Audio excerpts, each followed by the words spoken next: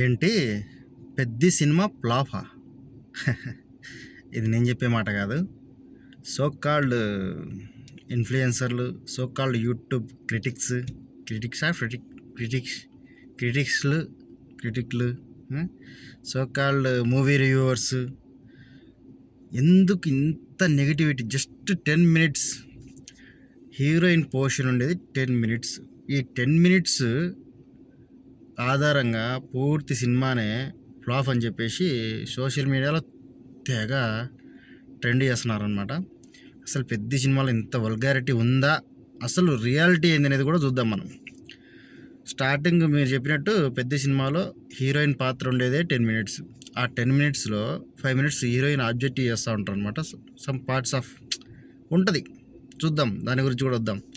ఇంకా మిగతా 10 మినిట్స్ పక్క తీసేస్తే సినిమా మొత్తము ఏం మీద నడుస్తూ ఉంటుంది, అసలు స్టోరీ ఏంది, ఏ కోర్లో నడుస్తూ ఉంటుంది, ఎమోషన్ ఏంది, దాని బ్యాక్గ్రౌండ్ మ్యూజిక్ ఏంది, దాని కథ ఏంది, దీని తార్కాన్ ఏంది, ఎన్ని అవుట్ ఆఫ్ క్వశ్చన్ అనమాట. ఎన్ని పనికిరావు మనకు. ఎందుకంటే 10 మినిట్స్ హీరోయిన్ ఆబ్జెక్టిఫైయింగ్ చేసినందుకు సినిమా ఫ్లాప్ అయిపోయి. హీరో పర్ఫార్మెన్స్ వదిలేసినారు, డైరెక్షన్ వదిలేసినారు, మ్యూజిక్ డైరెక్టర్ బీజిఎం అన్నీ వదిలేసినారు. వీళ్ళ కష్టాలన్నీ పనికిరావు. 10 మినిట్స్ ఉన్నందుకు సినిమా ఫ్లాప్.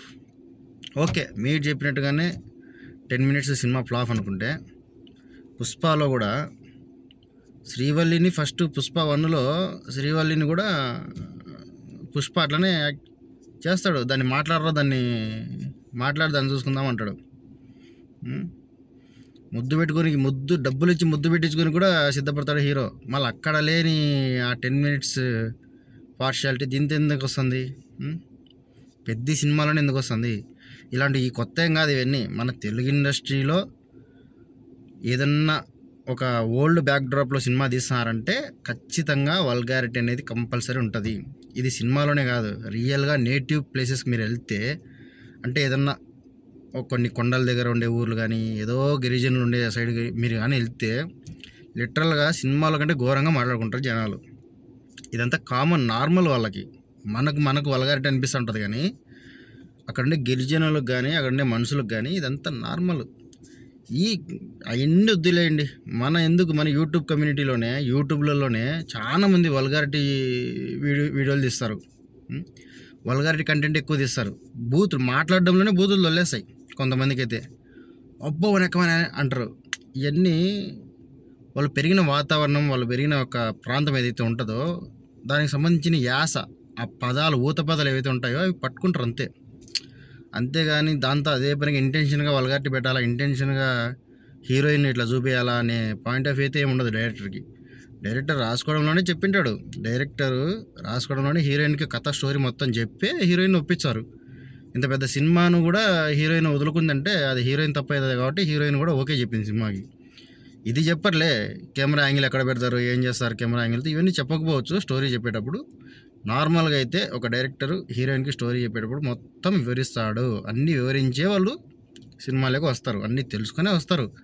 అసలు వాళ్ళ సినిమా ఇండస్ట్రీలో ఉన్నారంటే ఇట్లా అన్నిదాలకు సిద్ధపడి ఉంటారు వాళ్ళు. అంతేగాని హీరోయిన్ మనం అట్లా యాక్సెప్ట్ చేసినాం, ఇట్లా చేసినాం. ఈ జస్ట్ 10 మినిట్స్కి ఎందుకు ఇంత చేస్తున్నారు?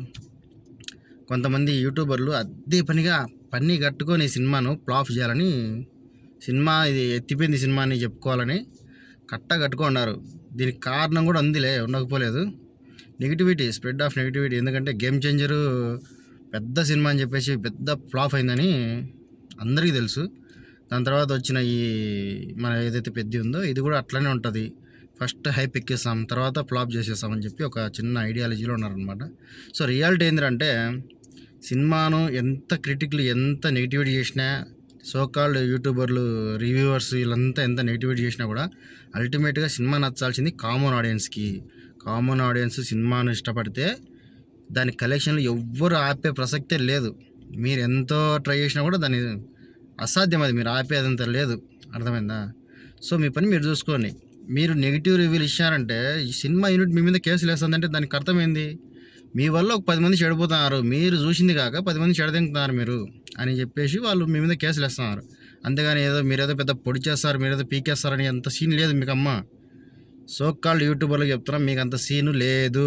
మీకు చిన్న షార్ట్ ఫిల్మ్ తీసేది కూడా రాదు.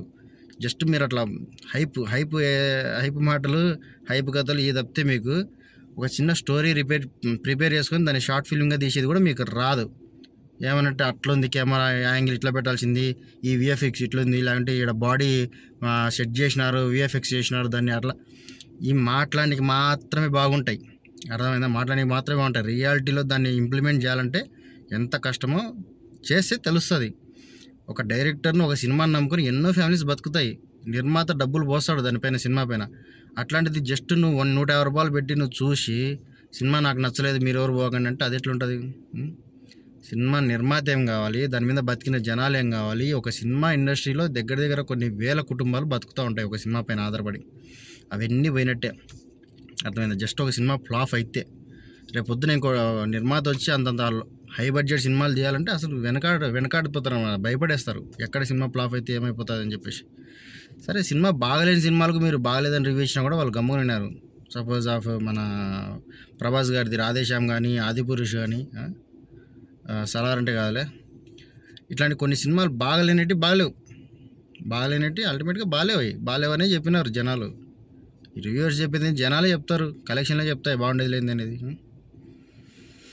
ఈ బార్బిల్ గాడు కానీ, ఆ పూల సొక్క గాడు కానీ, ఇంకొకటి ఎవడెవడో ఉన్నాడు ఈ రివ్యూలు ఇచ్చే లుప్పాగాలంతా, వీళ్ళకు చిన్న షార్ట్ ఫిల్మ్ తీసేది కూడా రాదు. కానీ వీళ్ళు సినిమాను క్రిటిక్ చేస్తారు, సినిమా ఇండస్ట్రీని రివ్యూ చేసి సినిమాకు మొత్తానికి ఉండే చిన్న బతుకును కూడా దొబ్బేస్తారనమాట.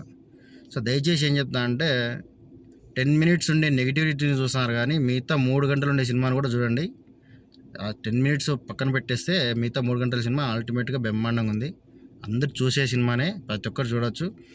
మనకు పల్లెటూళ్ళలో ఏ విధంగా మాట్లాడుకుంటారో అదే విధంగానే సినిమాలో కన్వర్జేషన్ జరిగింది. దాంతో ఎటువంటి ఇబ్బంది అయితే లేదు. జనాలు అందరూ చూసినారు. అట్లాంటి ఇబ్బంది లేదని ఉంటే సెన్సార్ బోర్డు ఉంది, సెన్సార్ బోర్డులోనే కట్ చేస్తారు. అక్కడ కూడా కట్ చేయాలంటే అర్థమైంది, ఆ సినిమాకి తగ్గ నేటివిటీని వాళ్ళు సినిమాలో రావాలనుకునే అవుట్పుట్ వచ్చింది కాబట్టి దాన్ని అట్లనే కంటిన్యూ చేసినారు. అంతేగాని సెన్సార్ బోర్డు ఇట్లాంటివి వెంటనే వర్గాలు ఉంటే ముందుగానే కట్ చేసేస్తుంది. సెన్సార్ బోర్డు ఉండేది అందుకే, మీ రివ్యూవర్ల కోసం కాదు ఉండే సెన్సార్ బోర్డు. అట్లా చేయాలనుకుంటే యూట్యూబ్లో సెన్సార్ పెడితే ఎన్నిపోతాయి, అట్లా ఎట్టే వెళ్ళిపోతాయి అనమాట. సో దయచేసి పెద్ద మీద మాత్రం నెగిటివిటీ స్ప్రెడ్ చేయకండి. యూట్యూబర్లకు ఎవరి మీద కేసులు పడింటే పోయి కోర్టులో తేల్చుకోండి. అంతేగాని కేసు పడింది నా మీద అని చెప్పి యూట్యూబ్లో ఉరగాకండి. ఓకేనా? పోయి కోర్టుకి వెళ్ళిపోయి చెక్ చేసుకొని, లేకుంటే దాని మీద పోరాడండి మీకు ఎంత సత్తా ఉంటే. Okay, bye.